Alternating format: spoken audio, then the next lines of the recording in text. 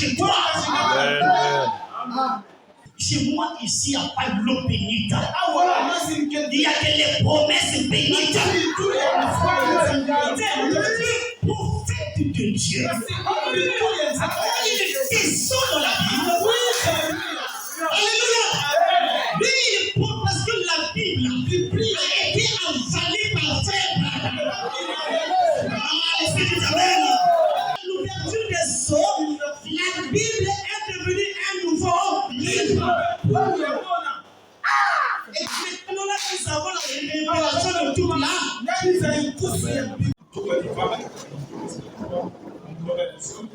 Acte 19, le livre des Actes, chapitre 19, le verset 2. Il est 11h30, déjà ça va vite. Je pense que j'en ai pour 45 minutes pour que le Seigneur puisse m'aider. Si tout le monde est debout et que les Bibles sont ouvertes, que chacun a une page, que j'entends les sœurs qui sont en train de feuilleter les pages ici.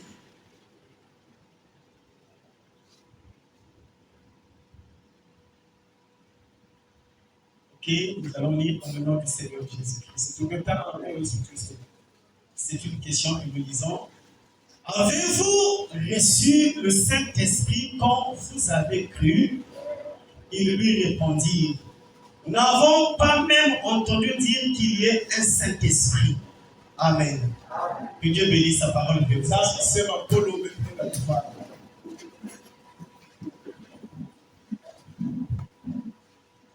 Que le Seigneur vous bénisse. Je pense que vous n'êtes pas fatigué.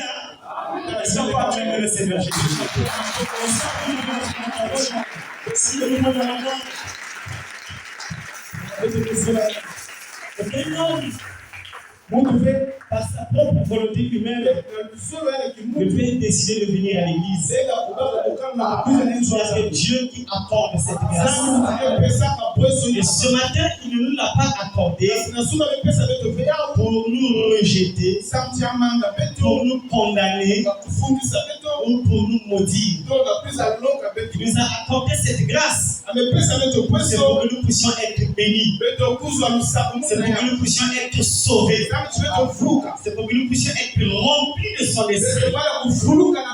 C'est pourquoi il nous a rassemblés ici. Comme disait William Branham, venons à l'église pour être des meilleurs voisins, des meilleurs pères, des meilleures mères, des meilleures épouses, des meilleurs époux, des meilleurs enfants, des meilleurs citoyens de la société, sinon des meilleurs chrétiens. Donc c'est pour ça que nous sommes ici ce matin. Que Dieu accorde cela à tout un chacun. Dans la marque de la bête, c'est le 15 juillet 56, paragraphe 57. Le prophète dit, eh bien, vous portez aujourd'hui soit quoi? Pas de terrain neutre, soit la marque de la bête, voilà, soit la marque de la bête du monde, l'église apostate, soit le sang de Dieu saint. Eh bien, pendant juste un instant, souvenez-vous, aujourd'hui, chaque personne qui sortira par cette porte ira soit avec la marque de Dieu, soit avec la marque de l'ennemi. Dites Amen. Amen. Oh!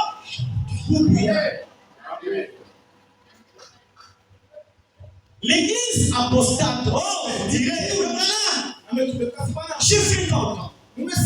Cela, je fréquente l'église. Cela n'a rien à faire avec la chose. Le diable fréquente l'église et il est très religieux. C'est la Bible qui le dit. Et tu vas naître de nouveau. Votre vie se conformer à sa parole. Vos actions, votre vie, votre habillement, votre comportement, votre esprit. Est-ce que votre foi est tout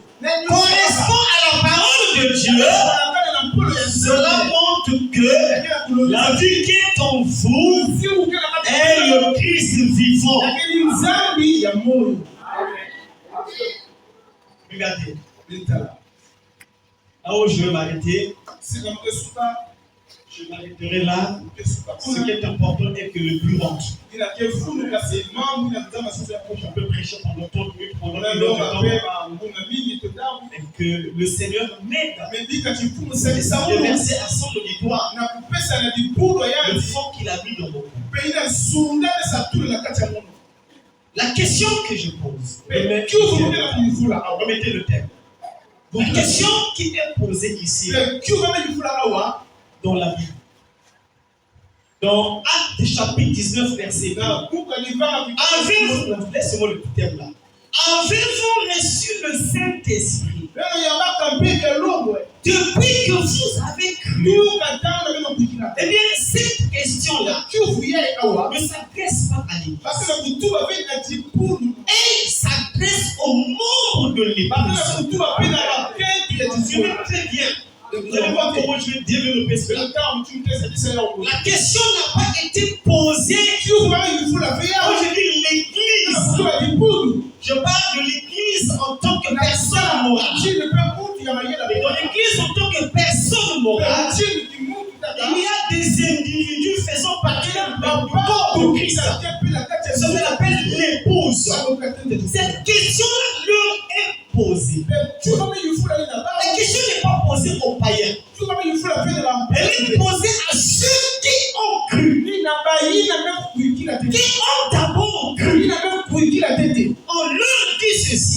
Est-ce que depuis que vous avez cru, depuis que tu as cru, depuis quand tu as cru, as-tu déjà reçu le Saint-Esprit?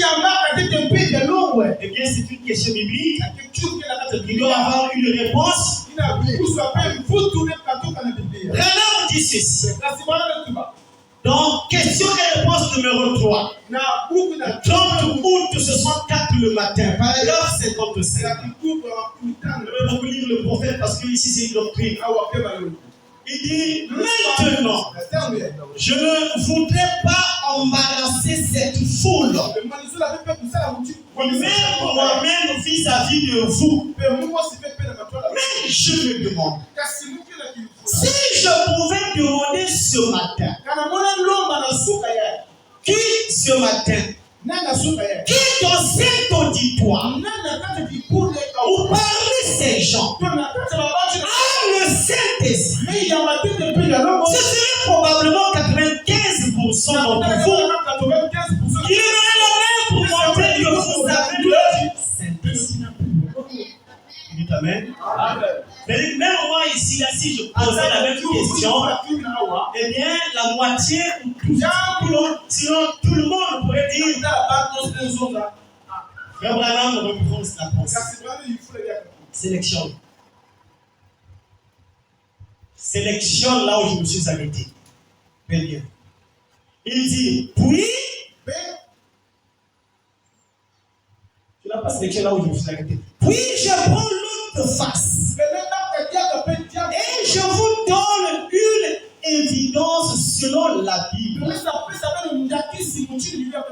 Une seule évidence selon la Bible. Et je doute qu'il y ait une ou deux mains levées.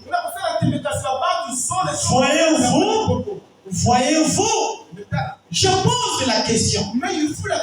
Est-ce que vous savez le Saint-Esprit? Tout le monde lèverait la main. Mais moi j'ai le Saint-Esprit. Maintenant, je repars dans les Écritures. Je prends les bases de la parole pour montrer ce que le Saint-Esprit ferait dans l'Église quand il vient, et que je vous montrais cela, et que je reposais la même question. Avez-vous le Saint-Esprit? En ce moment-là, Frère Branham dit, il n'y aurait pas plus de 2 ou 3 avec qui se serait levé. Parce que la conscience est culpabilisée. Il comprendrait que ce qu'il pensait avoir, selon la parole,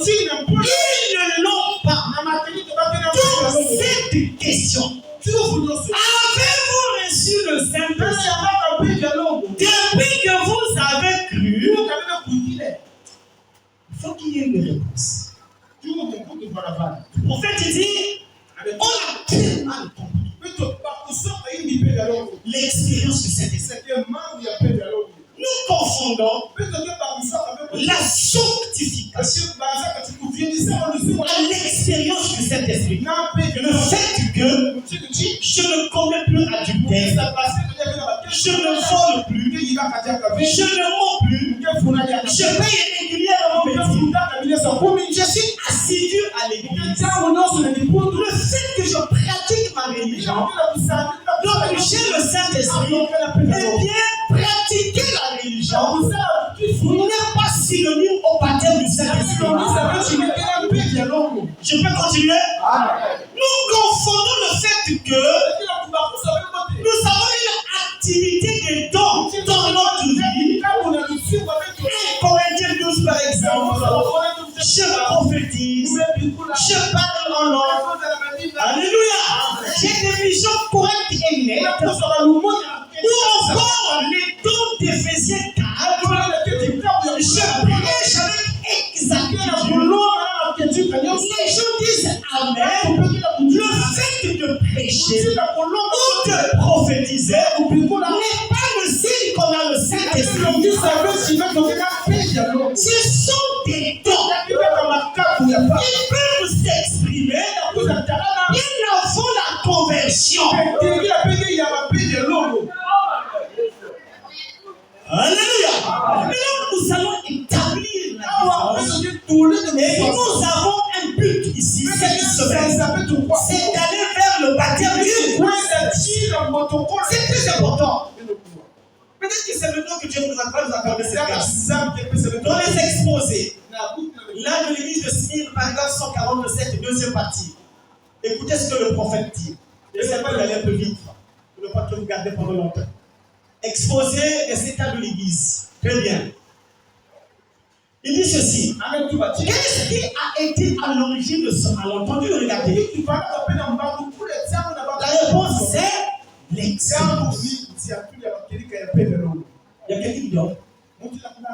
Hein? Quand vous êtes debout là, il faut surveiller celui qui dort là. Vous le mettez dehors là. Vous le mettez dehors. C'est énorme. Les gens doivent dormir là-dedans pour venir à l'église. Suivez la télé. Il ne faut pas dormir à l'église. C'est un mauvais signe. Dites Amen. Qu'est-ce qui a été à l'origine de ce malentendu? La réponse c'est l'expérience. Suivez. Nous avons suivi l'expérience et non la parole. Et non là. Il dit, fruit de l'expérience, en tant que norme, il n'y a qu'un seul fil à prendre, qu'une seule mesure, c'est là. Maintenant,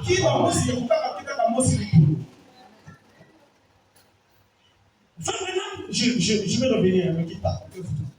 Ça vous casse à l'esprit. Il y a eu un débat avec les pentecôtistes qui pensaient que l'activité des dons, c'était le baptême du Saint-Esprit. Quelqu'un est sur le Saint-Esprit, il doit parler en langue des anges.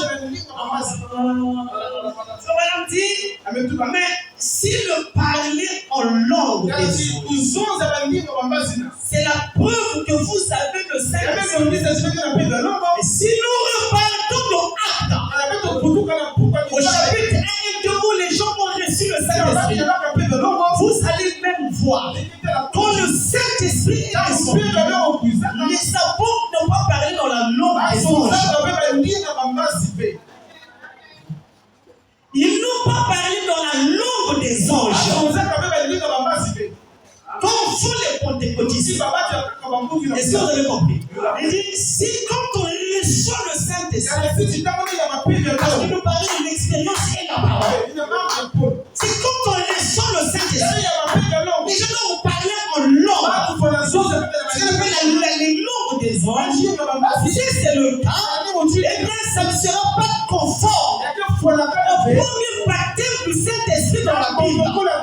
Parce que quand les apôtres ont reçu le Saint-Esprit, ils ont parlé en langue, mais ce n'était pas la langue des anges. C'était la langue des hommes. Ramenons tout à la parole. Parce que ce jour-là, il y avait à Jérusalem toutes les nations rassemblées. Et quand le Saint-Esprit s'exprimait dans les apôtres, ceux des autres nations les entendaient chacun dans sa propre langue. Donc ce n'était pas la langue des anges, c'était la langue des hommes. Ramenons-toi à la parole. Je peux continuer? Vous suivez? On a un prophète, hein? Oh, soyez bien attentifs pour comprendre ceci. Pierre a dit, répandez-vous et soyez baptisés au nom de Jésus-Christ à cause du pardon de vos péchés. Et vous recevrez le don du Saint-Esprit. Paul a dit, repartons aux questions. Avez-vous reçu le Saint-Esprit après avoir cru? On dit, c'est là tout le problème. Les gens se répandent de leurs péchés. Ils se font baptiser d'eau. Mais ils ne continuent pas pour recevoir le Saint-Esprit. Il dit, on croit, on vit de recevoir l'Esprit. Je répète cette phrase. Mais les gens se répandent de leurs péchés, ils se font baptiser d'eau, mais ils ne continuent pas pour recevoir le Saint-Esprit.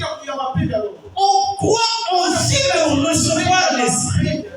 Croire en Jésus, c'est un pas dans la bonne direction. C'est-à-dire vers le Saint-Esprit. Mais les gens s'arrêtent là. Ils vont jusqu'à l'eau,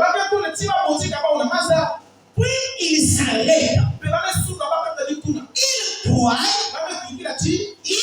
Ils boivent, ils ne doutent pas.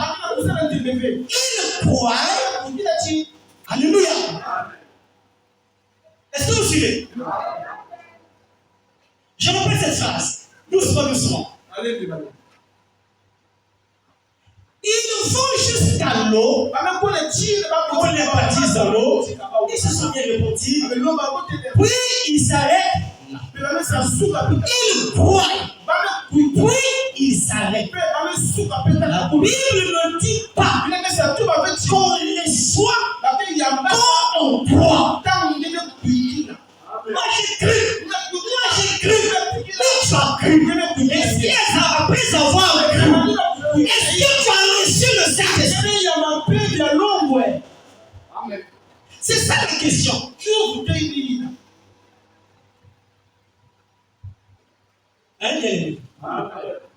Est-ce que ça vous interpelle? Ça vous interpelle? La traduction. La traduction, c'est avez-vous reçu le Saint-Esprit? La traduction exacte et littérale, c'est avez-vous, en ayant auparavant cru, reçu le Saint-Esprit, les gens croient, puis s'arrêtent. On ne reçoit pas le Saint-Esprit quand on croit pour lui. En s'étant répandus, il faut continuer et recevoir le Saint-Esprit. Vous le voyez, voilà ce qui ne va pas chez le fondamentaliste. Ils n'ont pas de puissance parce qu'ils s'arrêtent avant la porte du corps.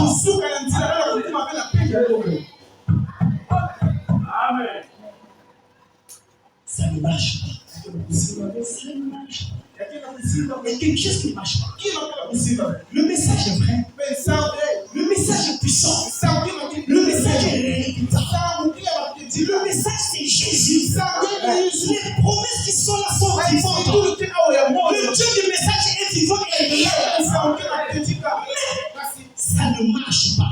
De l'autre côté, parce qu'on a très mal compris les promesses. Quoi? C'est bien. C'était pas dans la bonne direction. Mais les choses s'arrêtent. Quand le Saint-Esprit vient dans la vie d'une personne, moi je ne veux pas croire à un baptême du Saint-Esprit par une simple espérance. Une simple espérance. Ou par une petite foi intellectuelle. Non, je vous dis que c'est une réalité.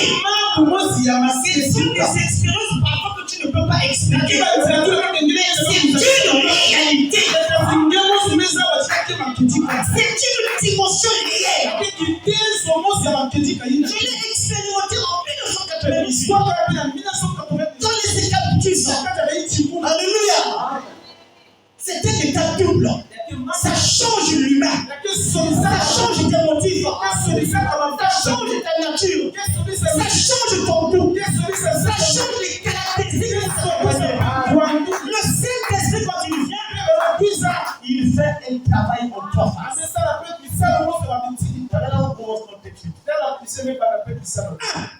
Le Saint-Esprit, quand il vient, je répète, il fait un travail dans l'individuation surface. Premièrement, le Saint-Esprit achève le processus de la nouvelle naissance. Il achève. Parce que avant d'arriver au baptême du Saint-Esprit, il y a des effets, tout un processus. Il y a des étapes. La première étape, c'est la justification. Justification.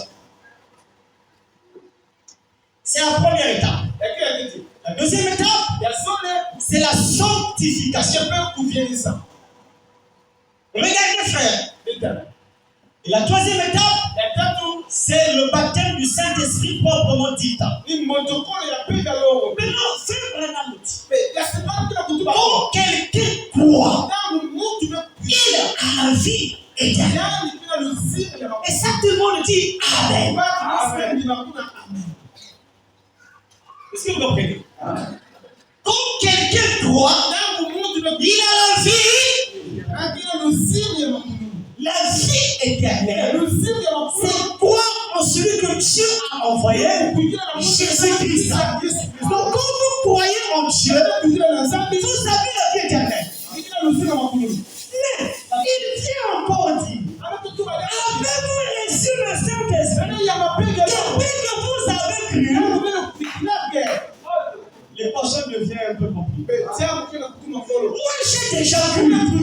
J'ai la vie éternelle. Mais pourquoi peut-on encore me poser la question? À moi qui ai déjà cru, est-ce que j'ai déjà le Saint-Esprit?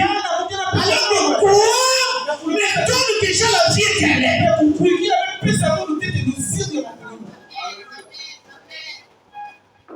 C'est l'église du message. On doit aller au-delà des contributions. Nous avons les détails de la prophétie. Vous dites Amen? Celui qui est justifié et sanctifié a la vie et ne vient point en jugement. C'est la vérité. Maintenant, il y a cette étape-là. Ça, c'est pas donné à n'importe qui. C'est deux étapes qui procurent la vie éternelle. Dieu donne ça à la Vierge folle.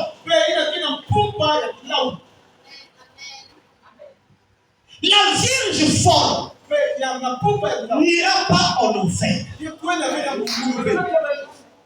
la Vierge forte sera sauvée. Elle sera dans la vie éternelle. Mais la différence est quoi? C'est que pour aller dans l'enlèvement, il faut le baptême du la Vierge forte n'ira pas dans l'enlèvement parce qu'elle s'est arrêtée à la sanctification. Elle n'est pas arrivée au baptême du Saint-Esprit. C'est pourquoi pour alors dire cette partie, ce n'est pas pour n'importe qui. Mais la question est de savoir vous de quel côté vous êtes. Ce matin, pendant que je prêche cela, du côté de la Vierge folle ou du côté de la Vierge sage, dans la Bible, il y a des prophéties ou des promesses qui ne concernent que la Vierge folle. Il y a des promesses qui ne concernent que Israël. Mais il y a des promesses qui ne concernent que l'épouse. Actes chapitre 1, verset 8 ne concerne que les membres de le Saint-Esprit est attaché à un message.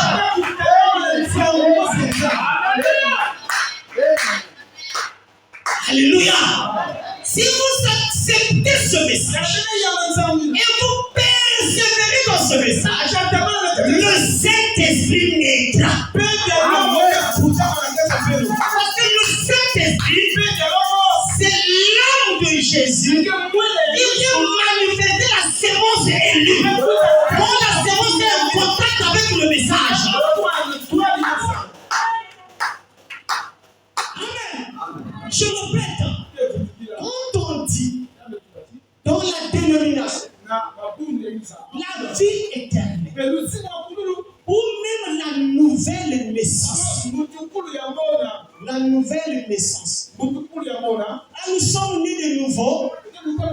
Ce sont ces deux étapes-là chez la dénomination, chez les dénoms.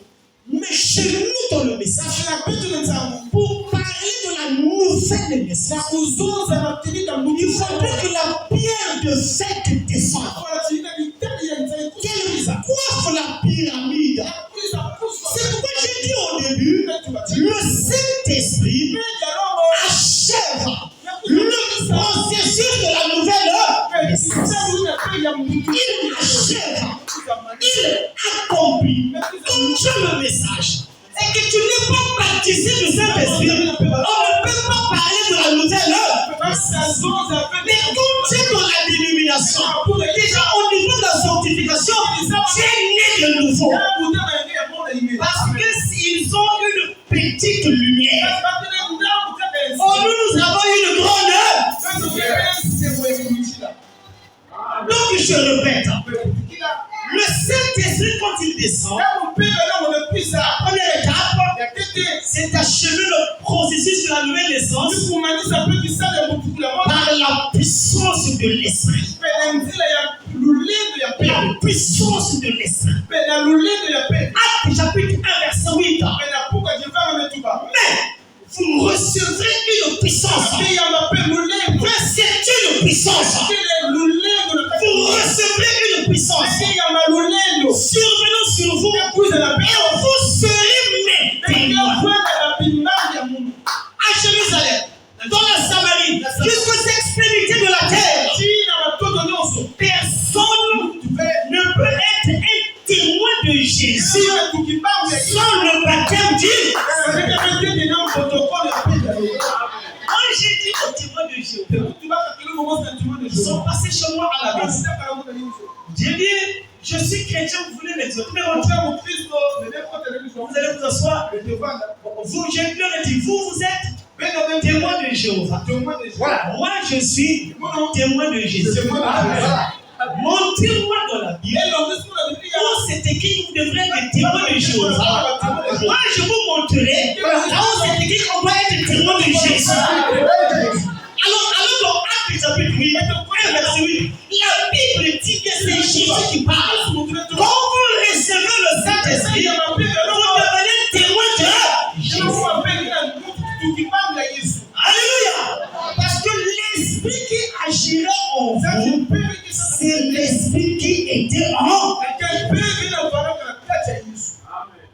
Ça, c'est le premier travail.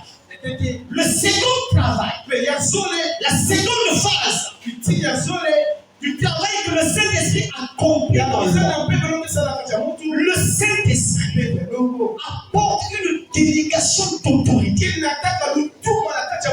C'est ça qu'on appelle la lettre de mission.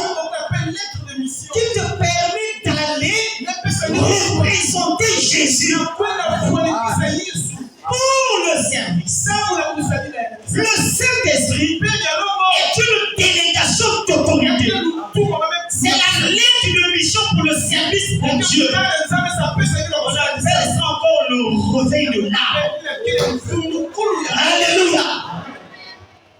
Vous suivez ça, frère? Donc, on est en train d'aller doucement. C'est comment vous allez voir les gens qui n'ont jamais gagné une part. Peu importe comment tu me témoignes de ton Saint-Esprit, je ne crois pas. C'est le premier travail du Saint-Esprit. C'est le salut des âmes perdues. Combien d'hommes as-tu gagné? Alors, si tu n'as jamais gagné une âme, c'est qu'il n'y a pas la vie en toi et que tu es stérile. C'est écrit dans le message. Donc, toi, tu vis pour toi-même. Le Saint-Esprit apporte le bien-être universel. Le Saint-Esprit, c'est vivre pour les autres. En leur apportant la lumière. Le Saint-Esprit ne se moque pas de quelqu'un qui vit dans le péché. Dites Amen.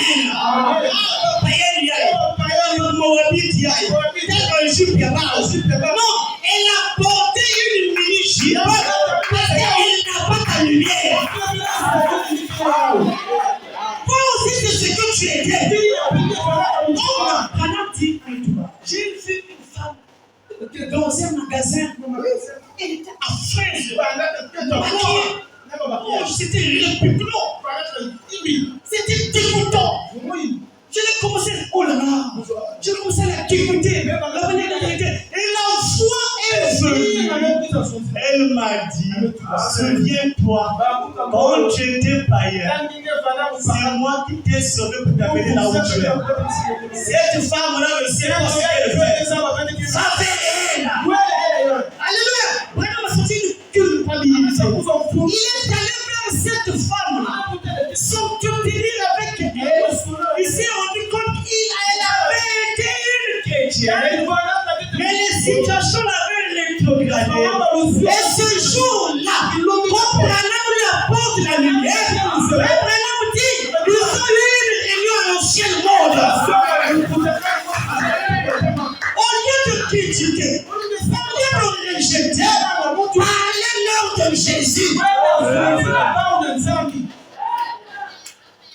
Ah, bien-aimé. Vous dites Amen. Voilà notre mission. Le second travail du Saint-Esprit, c'est la lettre de mission. Vous allez voir que lorsque la France envoie un ambassadeur chez nous au Pérou, pour toute autre nation, on voit un ambassadeur chez nous, ils viennent avec des lettres.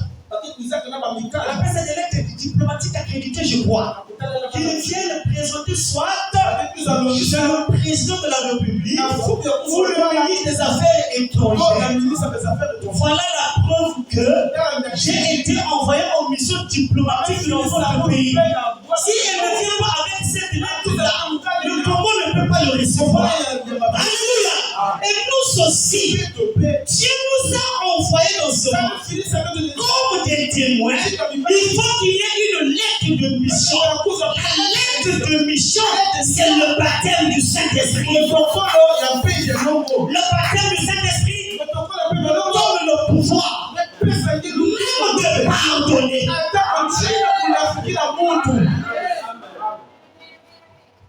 Hein? Vous le croyez?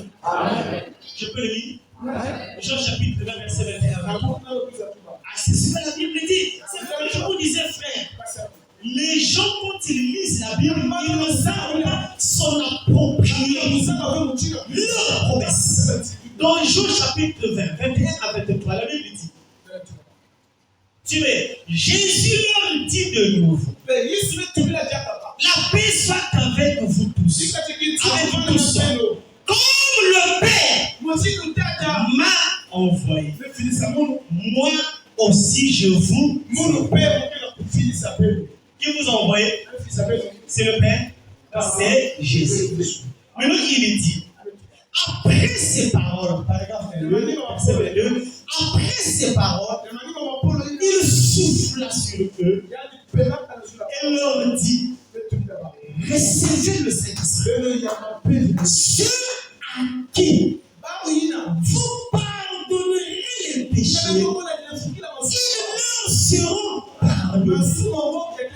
Et ceux à qui vous les retiendrez, ils leur seront retenus. Cette promesse s'accomplit dans ta vie le jour où tu reçois le Saint-Esprit. Pourquoi? Parce que frère, l'humain est compliqué. Si on donnait la mission à un humain, viens à la porte du ciel. Pour faire la sélection, on dirait qu'il ne voterait pas. Il y aurait des règlements de compte. Il y aurait l'homme dit Soria et l'église. Ça c'est l'homme. Maintenant, alléluia. Si tu donnes le pouvoir de pardonner, ce n'est pas le côté humain qui fera ça. Sinon tu dirais quand je ne te pardonnerai pas. Cette écriture-là s'accomplit quand le Saint-Esprit vient. Parce que quand le Saint-Esprit vient, ce n'est plus l'homme qui vit, c'est Christ qui vit en toi. Galates chapitre verset 20. Alléluia. Alors les décisions ne dépendront plus de tes émotions. Ne dépendront plus de ta colère.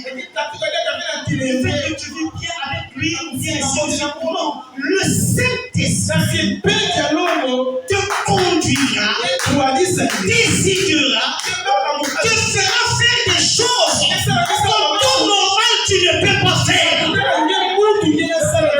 Parce que c'est Dieu. Et celui qui a le Saint-Esprit, il est comme le vent. En entendant le bruit, dans les airs d'où ça vient, du où il va. Ne soyez pas surpris que même votre famille ne vous comprenne pas. Même dans le quartier. Alléluia. Une personne, mais il a posé la question. Ce soir, il est à l'église. Madame dit non, je n'irai pas. Ah, il ne voulait pas. Quelqu'un peut faire passer. Famille, tu seras à l'église? Oui, j'arrive. Mais dit, je te comprends. Frère Branham dit, je ne m'attends pas à ce que tu me comprennes. Quand je t'avais dit je n'irai pas, je ne voulais pas aussi aller. Mais quelque temps après, le Saint-Esprit a changé. Alléluia. Voilà pourquoi le Saint-Esprit est important. Je ne peux pas continuer à vivre sans l'heure. Je veux dire, et la troisième étape de l'importance du Saint-Esprit dans la vie, c'est que le baptême du Saint-Esprit installe dans l'élu, dans le croyant, la foi de l'enlèvement et la puissance de la résurrection qui te permettait de ressusciter à la première résurrection.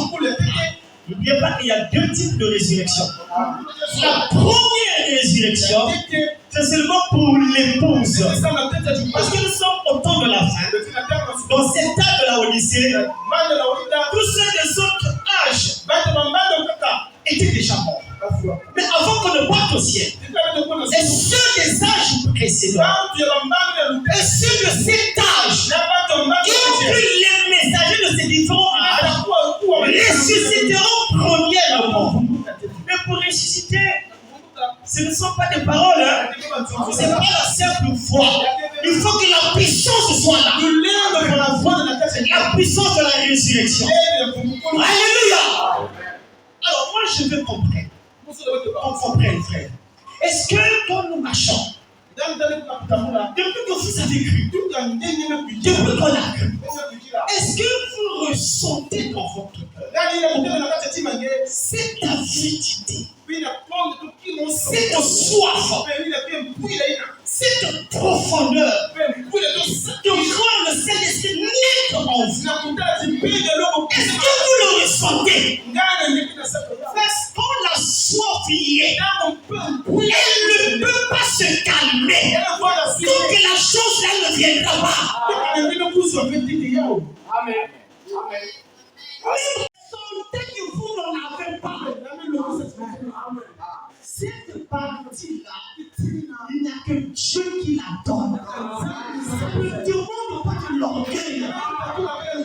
C'est Dieu le grâce de Dieu. Ça dépend de la manière dont vous en avez soif. Alléluia. C'est pourquoi, frère, quand frère Balaam dit, quand vous avez cru, continuez. Continuez là, ce n'est pas le fait de venir à l'église tous les jours. Continuez, c'est être dans une dimension où vous exprimez constamment cette soif à Dieu. Oui, vous sentez que ce n'est pas son corps comblé. Vous sentez le vide. C'est comme si je disais, ma soeur a-t-il une chemise? Bien, si elle en a, elle ressent la chemise sur elle. Mais elle me répondra, oui, j'ai une chemise. Ma soeur, êtes-vous torse nu? Mais elle sait qu'elle n'a pas de chemise. Elle répondra, non, je n'ai pas de chemise, je suis torse nu. Je vous pose la question, vous n'avez pas le Saint-Esprit, c'est quel habit? Vous ressentez que vous êtes nu. Vous ne direz pas que j'ai le Saint-Esprit par honte. C'est de l'orgueil. Vous ne le recevrez plus jamais. Dieu résiste aux orgueilleux. Et il fait grâce aux humbles. Et je vous dis, mes frères, sans le baptême du Saint-Esprit, peu importe la durée du message, Dieu tu vivras une épreuve qui va te réconcilier. Parce que les efforts humains ont une durée limitée. Là où s'arrête l'homme, Dieu doit commencer. Et Dieu viendra par la puissance. La puissance de l'esprit. Je ne crois pas à un chrétien qui ne fait qu'accuser les sorciers, qui divise la famille et qui tue les sorciers. Ah non! Vous êtes croyant, mais vous n'êtes pas encore chrétien. Un chrétien, c'est celui qui a Christ. Celui qui a Christ, un sorcier ne peut pas le bouffer. Le sorcier ne peut pas bouffer Dieu. Un fils de Dieu, c'est un Dieu. Un seul. Celui qui a le Saint-Esprit, quand il s'exprime, le prophète dit, vous avez envie de l'écouter. Donc il crée une soif. Et ce qu'il dit, qui sort de sa bouche, ce sont des paroles fortes. Laissez pardonner. Il crée une atmosphère de bénédiction. Voilà le travail du Saint-Esprit. Amen. Ne mourrez pas sans cette puissance-là. Sinon, vous n'irez pas dans l'enlèvement. Alléluia. Voilà le travail du Saint-Esprit. Dans la prédication, compte à rebours. Le 962, paragraphe 37. Écoutez ce qu'il dit. Ça, si je lis ça chez les dénominations là-bas, ils n'accepteront pas ça. L'autre fois, je vous disais en partie que notre absolu, c'est frère. Dites amen. Amen. Il y en a qui ont du mal. Je vous laisse à l'esprit. Je vais vous expliquer quelque chose. Avant de lire ça, regardez. C'est le point que je venais à prêcher sinon sur le Seigneur. C'est vous, hein, sur l'absolu. Vous disiez que l'absolu c'était un point d'attache. Ah, c'était très bien. Bien dit. Vous dites Amen? Amen. Vous avez combien d'absolus dans votre vie? Il y en a combien? Regarde. Est-ce que Jésus est votre absolu? Bien sûr que oui. Tu t'amènes. Il est notre absolu, c'est notre Dieu. Celui qui dit que Jésus est mon absolu et mon absolu, tu fais des amènes. Deuxièmement, est-ce que la Bible est notre absolu? Oui. C'est la vérité. Mais ça ne s'arrête pas. Est-ce que William est notre absolu? Oui.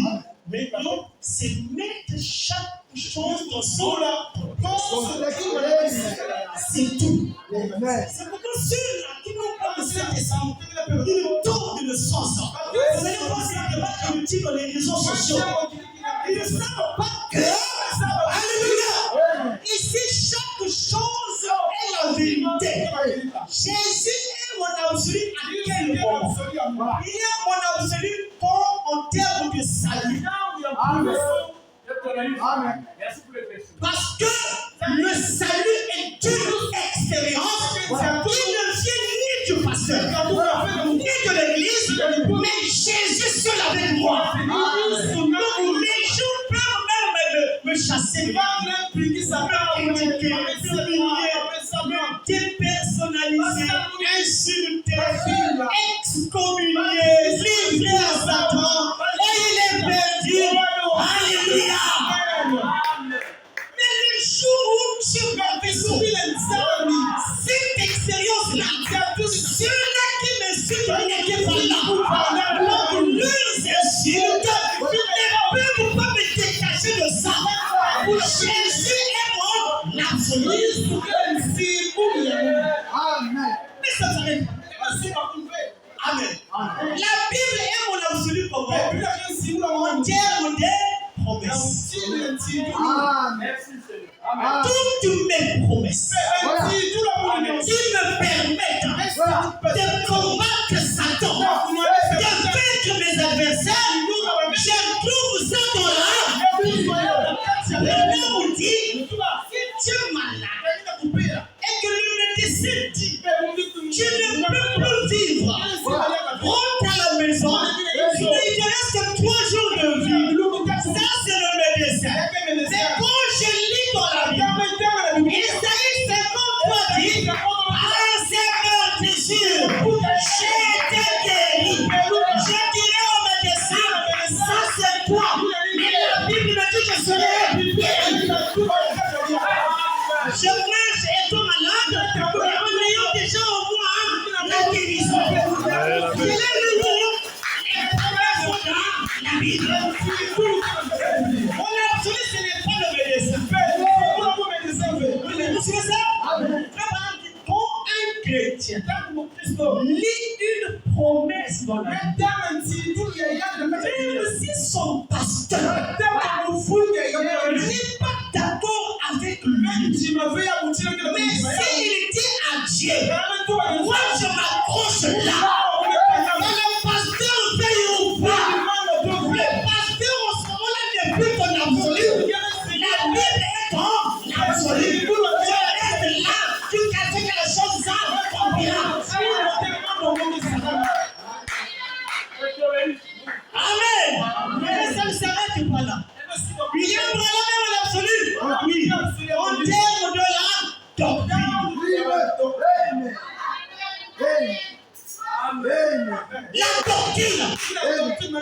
La doctrine qui me sert d'absolu, de marcher en tant que chrétien, ce n'est pas dans la Bible.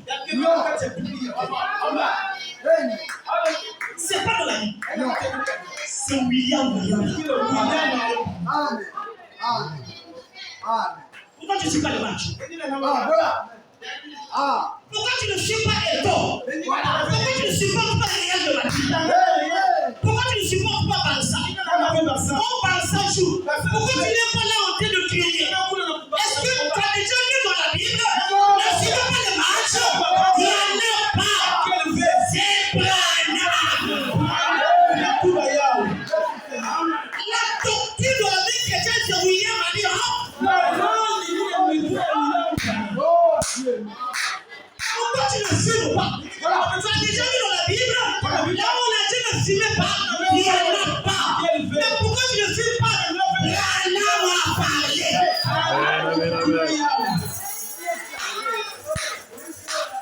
Quand tu commets adultère, comment tu peux d'abord parler de parler de notre femme? Est-ce que c'est écrit dans la Bible? Ce n'est pas écrit dans la Bible. C'est William Marion. Ok, ma soeur. Sœur, pourquoi tu ne parles pas des problèmes? Tu as lu ça dans la Bible? Il n'y en a pas dans la Bible. Deutéronome 25 ne parle pas des problèmes. On a bien dit que la femme ne s'habille pas comme l'homme. L'homme comme la femme. Celui qui le fera sera en abomination à le prophète de Dieu. Il descend dans la Bible. Alléluia. Lui, il prend parce que la Bible a été avalée par frère Branham. Ah, l'Esprit de Amen. L'autre lui a dit avant. Quand il a avalé, il vient vomir à l'église ce qui est important pour chacun de nous. Je sais qu'est-ce que je peux prendre, qu'est-ce que je ne peux pas prendre. Alléluia. L'homme dit à l'ouverture des sceaux, la Bible est devenue un nouveau livre. Et maintenant là, nous avons la révélation de tout là. Seul. Dites-moi, je vois ici là. La majorité, ils n'ont pas de boucle d'oreille. C'est moi si il y a quelqu'un qui est venu un nouvel mois, on ne le critique pas. Je sais que tu comprendrais demain. Je peux quand même t'expliquer en passant. Si tu voulais comprendre des boucles d'oreilles, tu aurais pu naître avec des oreilles. Tu aurais pu naître avec des oreilles pour toute la Bible. La seule modification corporelle que Dieu a autorisée, c'est la circoncision des garçons. Tout le reste doit rester comme tel. Quand tu tournes l'oreille, ça c'est ta volonté. Tu as appris ça où? William Marion.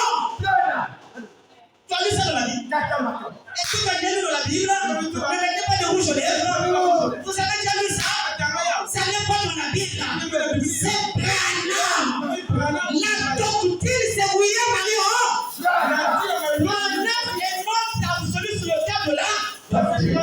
Celui qui dit Jésus est l'absolu, est mon absolu, je dis Amen. Celui qui dit la Bible est mon absolu, je dis Amen. Celui qui dit Branham est mon absolu, je dis aussi Amen. Chaque chose est dans son contexte.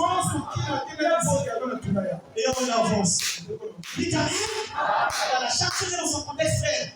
Nous sommes enseignés. Je vous ai dit ici, c'est le centre d'encadrement au bac de l'enlèvement. C'est pas au bac technique, c'est pas au bac général, mais c'est au bac de l'enlèvement. Il y a un problème. Alors il dit ceci dans le compte. Le 9 septembre 62. Dans 5 à 10 minutes, permettez-moi. Il dit ainsi, si quelqu'un s'appuie simplement sur le baptême du Saint-Esprit, sur l'idée que la justification est tout ce que l'on doit avoir, il est dans l'erreur. Dans l'erreur. Et il doit être dans l'erreur. S'il vous plaît, le chemin chrétien, le chemin chrétien est très paradoxal. Il est même puissant. Il est très incompréhensif selon l'intelligence humaine. Est-ce que vous suivez? Parce que oui, nous avons pensé que tu peux avoir quelqu'un qui a vécu dans le message pendant 5 ans et qui n'a jamais commis d'adultère. Et celui qui faisait que commettre d'adultère pendant 5 ans, mais la 5e année, quand il se ressaisit, il peut te dépasser. Amen. Toi, avec cette bonne vie, la moralité, la libéralité, la religion, et tu es là, tu ne bouges plus. Et quelque temps où tu pries, c'est quand on a les jeunes prières à l'église. Donc tu n'as pas le temps de chercher Dieu. Parce que d'abord tu n'as pas cette soif. Moi je sors pas avec les gens de prière. Moi je suis de toute façon. Je me suis marié vierge. Je ne connais que coucher dans mon foyer. Je n'ai jamais commis d'adultère. Je ne connais pas de façon. Ça ne te sauve pas. Ça ne te garantit pas l'enlèvement. C'est la sanctification. C'est le pourquoi Branham dit, si vous pensez que je m'arrête à la sanctification, c'est une erreur. Et alors, si l'Église croit, comme un grand nombre de pentecôtistes, que le Saint-Esprit c'est tout simplement se repentir pour recevoir le Saint-Esprit, c'est toujours faux. C'est ça? C'est toujours faux. Car il faut que vous ayez là-dedans la sanctification pour purifier cela avant que le Saint-Esprit entre. Sinon vous excluez le sang. Le Saint-Esprit, ça se mange. Vous êtes une assiette. Vous étiez dans le monde. Si tu es venu à Dieu, vous faites quoi? Avant, quand vous avez des assiettes, vous avez utilisé la nuit. Le lendemain, tu viens, tu avais toute la saleté là, il y a même des maisons, il y a des souris, des cafards. Ça, c'est là, donc tu prends, tu mets encore la nourriture, c'est ça? On fait quoi? On lave d'abord. Donc, on lave. L'assiette, c'est toi. Vous suivez? Si c'est faux, pardonnez-moi pour l'orthographe. A2SIE, 2TE. L'assiette, c'est quoi? La première chose, c'est qu'on doit te laver. Et deuxièmement, quand on t'a lavé, on doit t'essuyer. Et troisièmement, on doit mettre la nourriture, c'est ça le Saint-Esprit. Et quand on met la nourriture, c'est pour que d'autres personnes mangent. Vous suivez ça? Donc c'est ça le but du Saint-Esprit.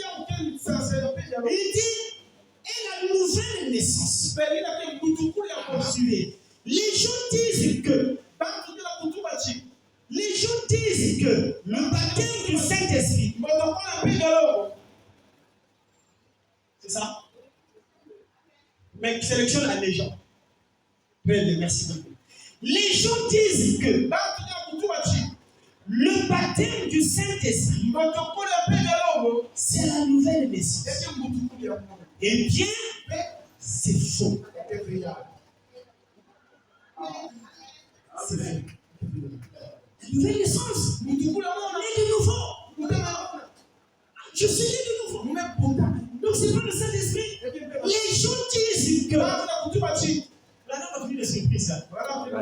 Mais c'est merveilleux. Amen. Alléluia. Les gens disent que le baptême du Saint-Esprit, c'est la nouvelle naissance. Eh bien, c'est faux. Il dit le baptême du Saint-Esprit est différent de la nouvelle naissance. La nouvelle naissance, c'est lorsque vous êtes né de nouveau. Mais le Saint-Esprit, c'est lorsque la puissance entre.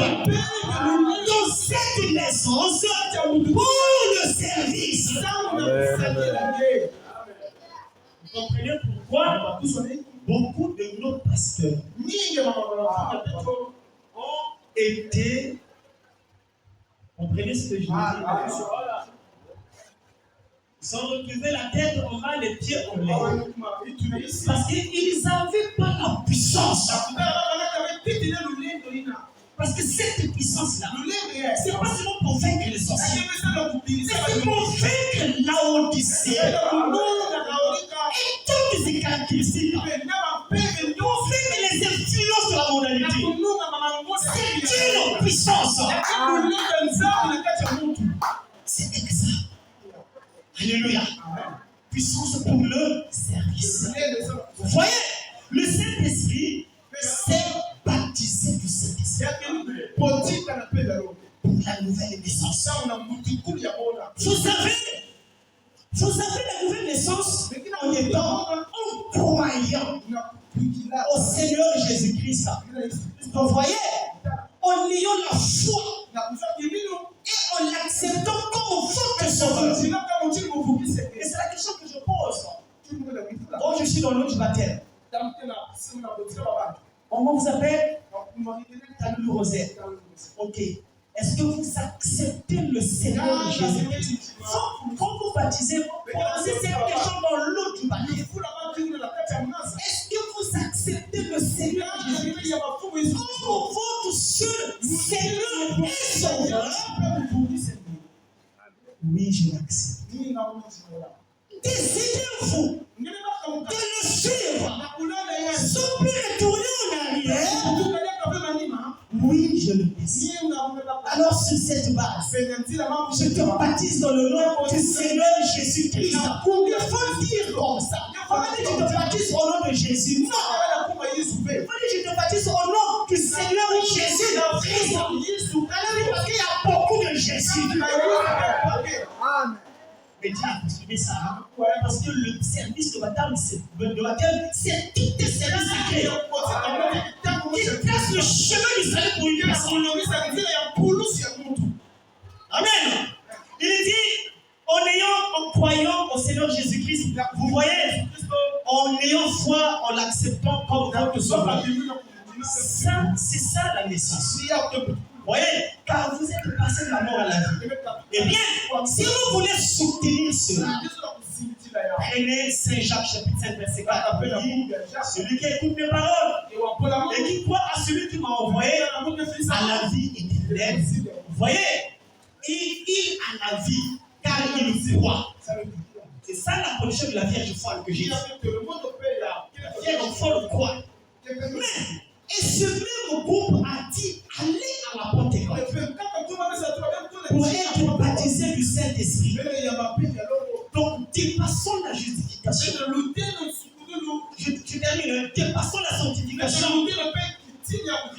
Vous allez voir que lorsque vous arriverez au baptême, il y a même des questions que vous nous poserez chez le pasteur.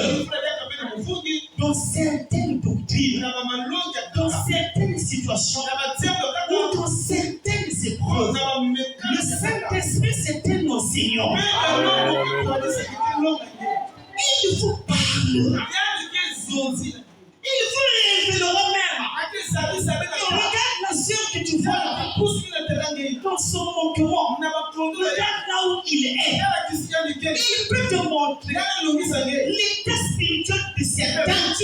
Pas pour que tu te moques, mais pour que tu les accompagnes dans la prière.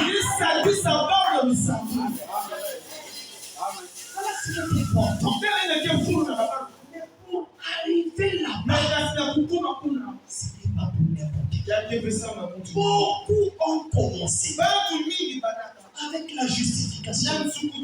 Ils se sont arrêtés dans nos églises. Beaucoup se sont arrêtés là. Mon baptême, en 1981, j'ai écouté le pasteur et j'ai eu le message, mais il n'a pas de fruit. Même dans l'expression qui se dégage du bout de votre lèvre, il n'y a pas la touche de l'esprit. Donnez seulement une prière à une sœur. Sœur, autorisez-nous de la prière. français qui importe. C'est pas le français. Le Saint-Esprit n'a pas besoin de sujet verbe complément. Le mot d'objet direct et indirect, il n'en a pas besoin. Donc quelqu'un a le Saint-Esprit. Quand il prie, il sait quoi demander, comment le demander, à quel moment le demander, de quelle manière le formuler. Et Jérémie tombe. C'est une réalité. C'est un être réel. Et Frère Branham dit, je ne peux pas continuer à vivre sans le Saint-Esprit. Je ne peux pas. C'est une soif. Quelqu'un peut sentir la soif. Il ne peut chercher à de l'eau à boire. Mais que vous ressentez le corps, un corps humain qui fait autant de jours sans boire, tomber malade, il va se déshydrater. C'est pas ça. C'est un repas. Il va se déshydrater. Vous allez voir qu'il n'aura plus la force. Ça, c'est le corps humain. Mais chaque partie du corps a ses besoins. Parce que l'homme est tripartite. Il a un corps, il a un esprit, il a une âme. Les désirs du corps ne sont pas ceux de l'âme. Amen. J'aimais tellement Dieu. Et comment je nage? Vraiment, j'aimais Jésus. Je ne sais pas, j'ai tellement aimé Jésus. Mais je n'avais pas la force de le témoigner. Déjà, ma maman me disait, quand tu es né, tu étais comme un garçon sur les jupons de maman. Si je te laisse, même s'il pleut, on reviendrait te trouver là. J'étais brun comme un petit métier avec des cheveux blancs comme ça. C'est pourquoi la calvitie venait de tout aussi. Si maintenant on est le métier, mes cheveux étaient partis là, je vais les retrouver là. C'est pas ça, frère José. Merci de mettre la guerre. On est aussi à la bagaille. Mettez ta aussi de mettre la gloire. Maintenant, alors j'étais comme ça, un poltron moi. Et des fibres. Et il y avait mon église. Je n'ai même pas des amis. Donc pour le culte, je dis ça va. Mais nous, quand nous étions au lycée technique, j'étais avec une soeur qui m'avait fait une remarque. Cette soeur-là est venue au jupe. Vous savez, le lycée technique, pour une heure de place, il y avait plus de soeurs à l'époque.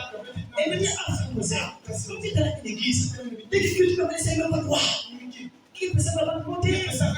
En fait, je ne le faisais pas par esprit de rejet, mais j'étais un peu polton, un peu efféminé, je n'avais pas de courage, même aller jusqu'en terminale. Je n'avais pas de groupe de parole. J'aimais rester seul.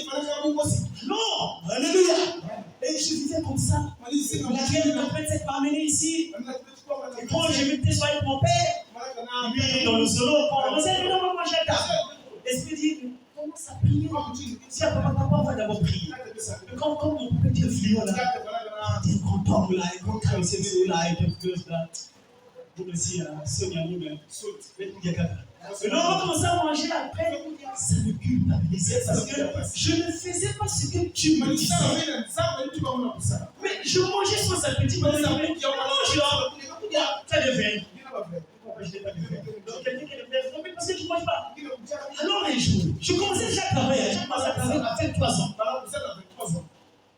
Alors, j'étais dans ce cabinet comptable quelque part. C'était quelque chose qui était en moi. Ça me dérangeait. Je dis, mais comment Dieu, je présente l'église, mais je n'ai pas de courage. J'ai honte. C'était comme ça. Et le jour où j'ai lu dans la Bible, où la Bible dit, celui qui aura honte de moi, moi aussi j'aurai honte de lui-même. Donc j'étais dérangé. Donc je me dis aux hommes, parce que c'est ça qu'il fait. Vous allez voir mon directeur. J'ai besoin de 3 jours de retraite spirituelle. Et il était aussi chrétien quelque part. Actuellement, c'est monsieur qui est dans le message. Il n'y a pas de problème, je le contacte ici. Je suis allé. Sœur, tu dors là. C'est mon témoignage, sœur. Parce que demain, c'est pas sûr. J'ai demandé la permission. À l'époque, il n'y avait pas les lumières des Chinois là. Donc, on avait une émission. On mettait la ça. Recueil. Le recueil avant que tu étais payant, il accepte de venir. Ça va chez ça en 1994. C'est pourquoi je crois qu'un chrétien aime Dieu, il doit avoir un recueil des chants. Amen. Nous allons avoir une Bible. Bientôt, après le baptême du Saint-Esprit, nous allons exiger l'entrée de l'église avec des Bibles.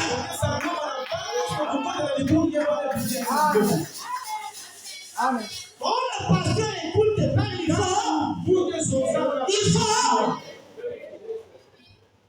Je ne veux pas ici des gens qui viennent se battre. Il faut la Bible. Le téléphone là, c'est pas la Bible.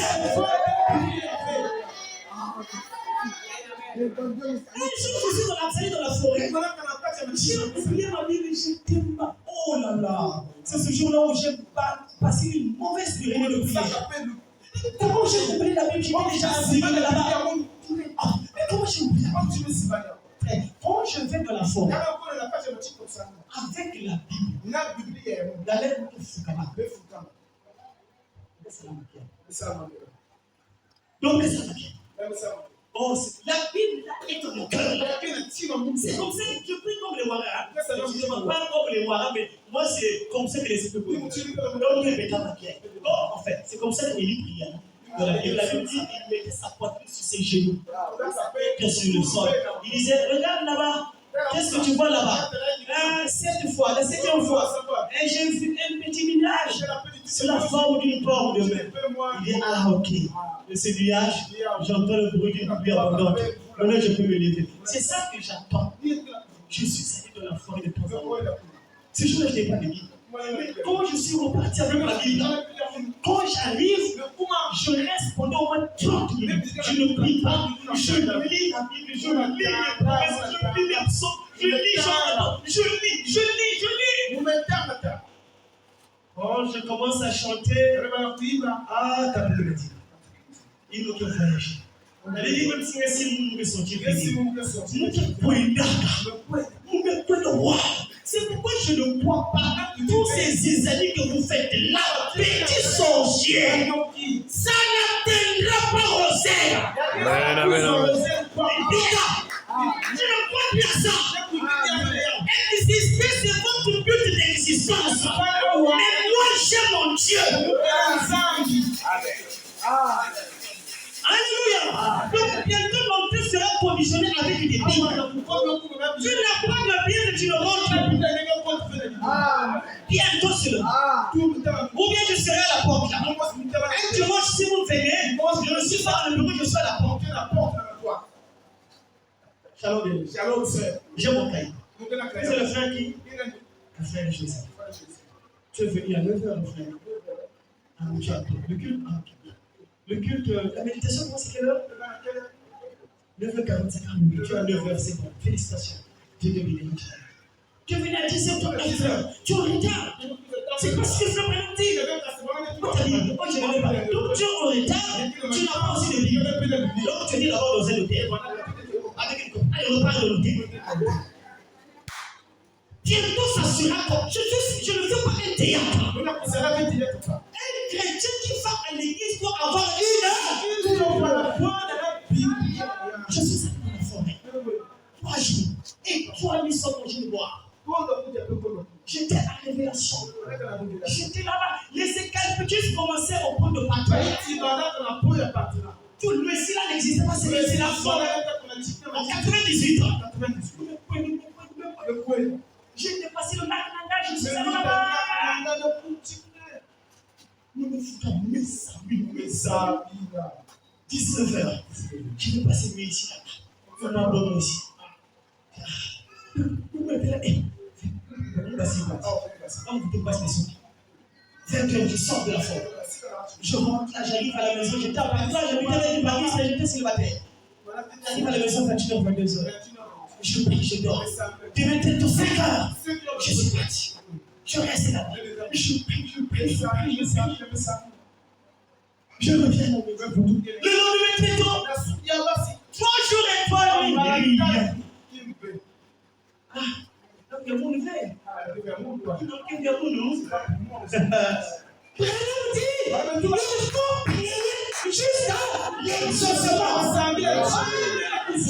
ne peux pas mettre cette sorte en toi.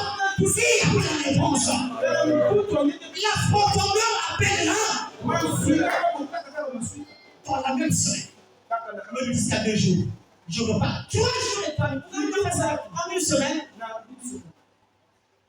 3e jour. Je suis tombé dans la forêt. Quand je tombe, je me suis comme donc un profond sommeil. C'était comme le sommeil d'Adam. Donc on avait soutiré quelque chose dans ses corps. Et quand je me suis réveillé, j'avais l'impression d'une personne qui s'était endormie dans un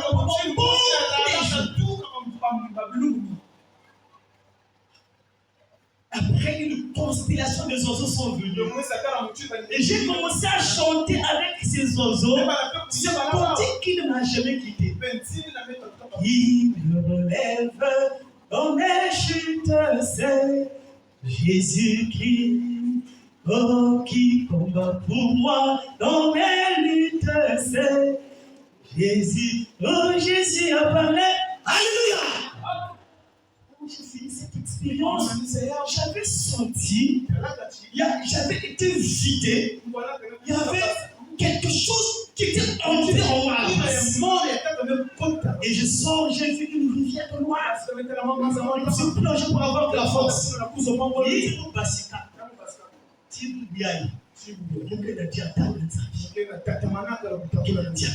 vie a changé. Mon courage. Je peux me tenir devant des milliers de gens qui me péchent. On me veille partout. Alléluia. Je témoigne Dieu dans ma famille. Petite soeur s'est mariée, je l'ai dit ici. C'était chez moi. J'étais sur les bouchons. Les gens sont venus chez moi depuis la famille. En mariage. Pas que ça va mal, non? La famille, la famille. Mariage, c'est la famille dans vous. Mariage, c'est la maison. Avec plus, ça va quasi avant. Ma primus. Avec tout l'apporter.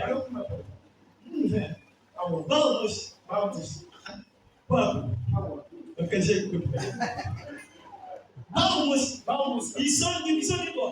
Quand la maman qui est en face là-bas, on va mettre ça là-bas. Peut-être tu vas bien le mettre pour nous voyons. Donc, on va bien le mettre.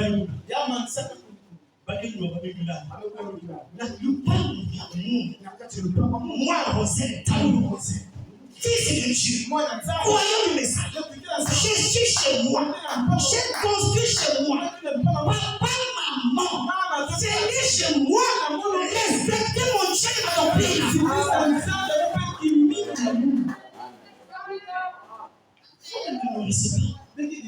Moi, j'ai pris la décision difficile. Mais avant que je n'arrive là, toute la famille m'a fait rejeter. Et quand je suis arrivé là où on doit m'accepter, j'ai aussi monté les couleurs de ma tontine. Oh,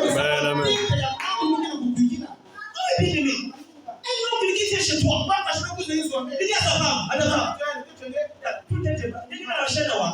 Ça, c'est la joie. Il y a un moment spirituel. Il y a un moment surveillé. Et puis, ah, c'est là. C'est que mon clé, non? Ça, il y a le journal. Il y a aussi. Il y a le ta maison. Ton oncle n'a pas le droit de suivre les matchs chez toi. Amen. Dites Amen. Amen. Ma maman est chez Mounza. Les Mounza là.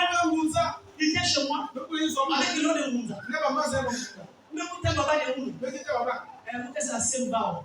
Vous êtes à Mazemou. Il dit Mazemou, papa de Mounza. Maman. Chez moi, ici, il n'y a pas de l'eau bénite. Il y a que les promesses bénites. J'étais devenu riche. Et quand je suis sorti de là, j'ai commencé à rencontrer des gens que je ne connaissais pas. Qui me disaient, je n'étais pas prédicateur. Vous êtes l'homme de Dieu. J'étais jeune. 22 ans, je pense. J'ai reçu mon Saint-Esprit à 22 ans.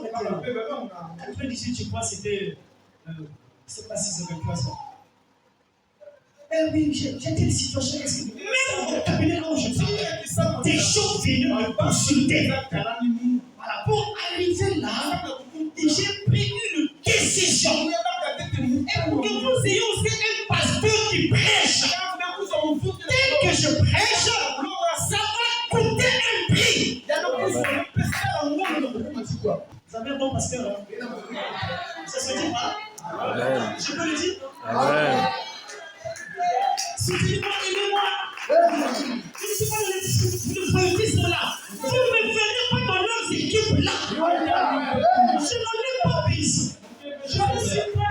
Je n'ai aussi rien. Vous n'êtes pas nombreux, mais je suis fier de vous.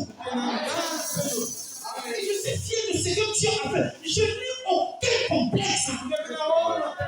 Peu importe comment tu brilles, j'ai un absolu. Posez la question au pasteur. Quand as-tu reçu le Saint-Esprit? Posez-leur la question. Il faut poser la question au pasteur. Depuis que tu prêches, depuis que tu as vu, quand est-ce que tu as reçu le Saint-Esprit? Baptême du Saint-Esprit, c'est un baptême sans sensation. Donc nous savons que ce qui est important, je vis la parole pour le dire. Même quand c'est sans sensation, il faut qu'il y ait un élément surnaturel. Si toi t'accompagner, il sera ton acte de connaissance. Dieu veut. C'est ce que nous voulons ici. Dieu nous donne cette partie. Nous en avons besoin. Le temps de sa musique est passé. Le temps des groupes est passé. Venir à l'église, c'est écouter la parole. Mais après avoir écouté la parole, il faut une expérience personnelle. Que le Seigneur nous bénisse.